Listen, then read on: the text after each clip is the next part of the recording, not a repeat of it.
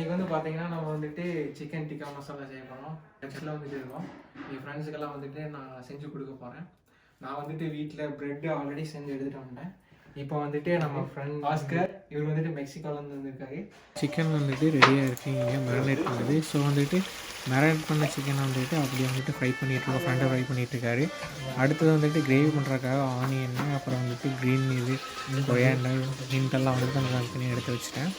அதுக்கப்புறம் வந்து பார்த்திங்கன்னா நம்ம கிரேவி கண்டிப்பாக வந்து டொமேட்டோவும் கட் பண்ணி அப்படியே பியூரே மாதிரி பண்ணி போடுறதுக்காக இப்போ வந்து டிக்கா வந்துட்டு ரெடியாக இருக்குது. நான் வந்துட்டு கிரேவி ஆல்ரெடி பண்ணியாச்சு.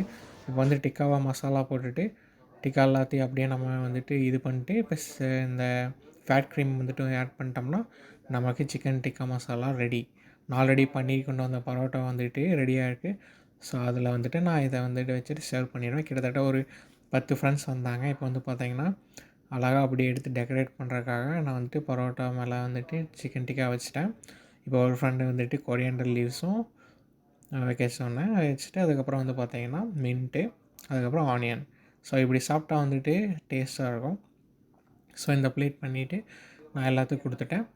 எல்லாத்துக்கும் வந்துட்டு வந்து பார்த்திங்கன்னா அடுத்தது எக்ஸ்பிளைன் பண்ணேன் எப்படி சாப்பிட்ணும் எதுனாலும் இந்த டிஷ்ஷுன்னு சொன்னேன். ஸோ எல்லோரும் சந்தோஷமாக சாப்பிட்டு ஆல் ஆர் குட். தேங்க்யூ.